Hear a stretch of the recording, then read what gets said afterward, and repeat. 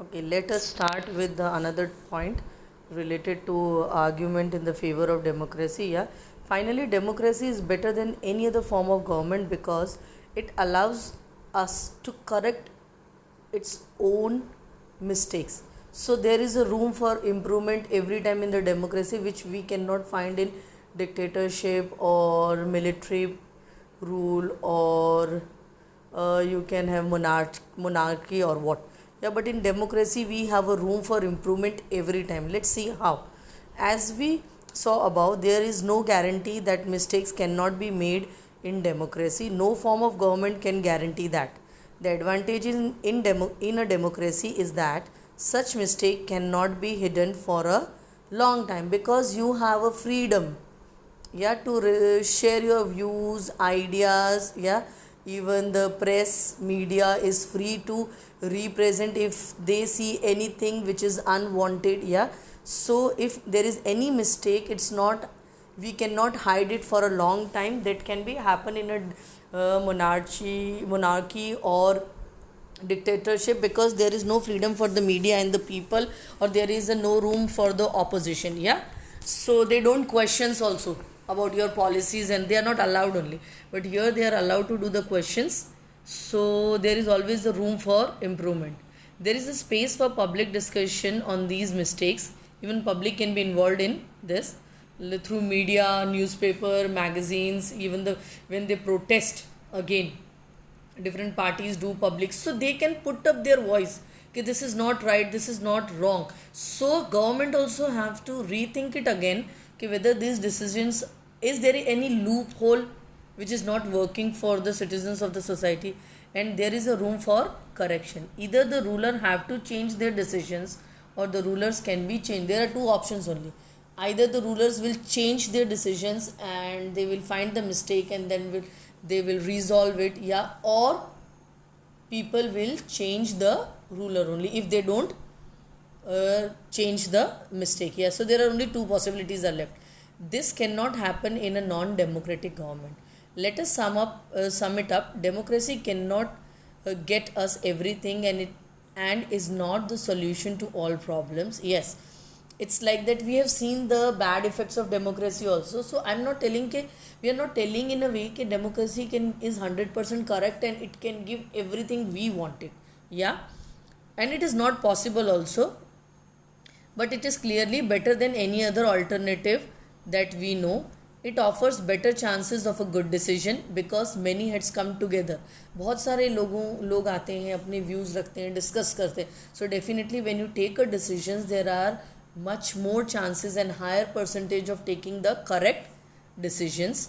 It is likely to respect people's own wishes and allow different kind of people to live together. आपको अपनी wishes से जीना, plus like you are allowed here to live together with the people, those who have different wishes also.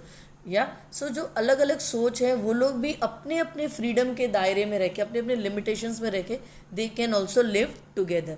Even when it fails to do some of these things, it allows a way of correcting its mistake and offers more dignity to all citizens.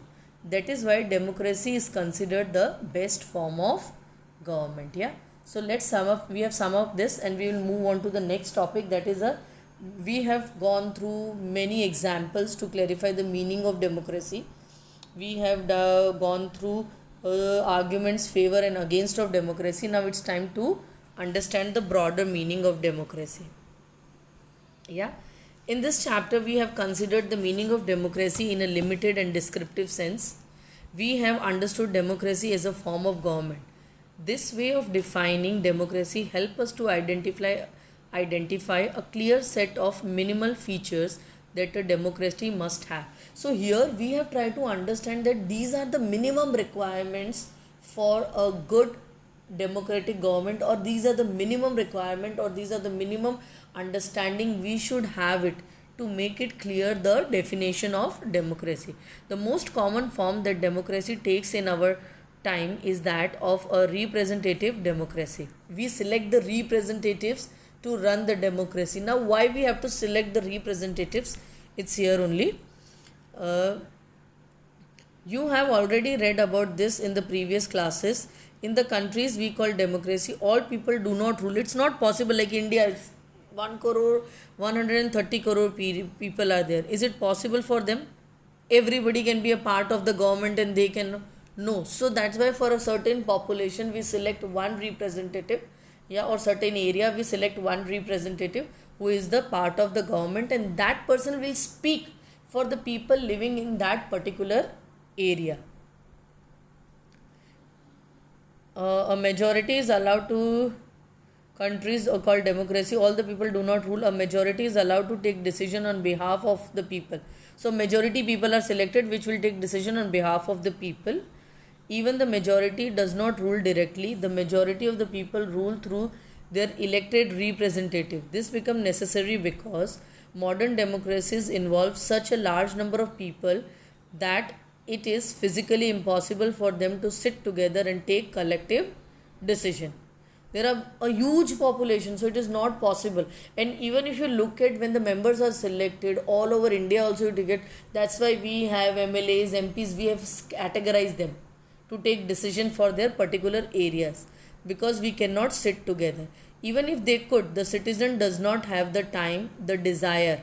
They are not free besides living their basic routine work, their jobs, their work, core work, they can go, and they don't have, everybody don't want to be part of the decision. They just want to, if they find anything is wrong, they will put up or raise their voice, or the skills to take part in all the, because every person is not qualified to do everything. Like a engineer, if there is an engineer, yeah, a person cannot treat, an engineer person cannot treat a human being like a doctor. So every person is not skilled to take part in all decision. Thus gives us a clear but minimal understanding of democracy. Minimum is very less. The clarity helps us to distinguish democracies from non-democracies, but it does not allow us to distinguish between a democracy and a good democracy.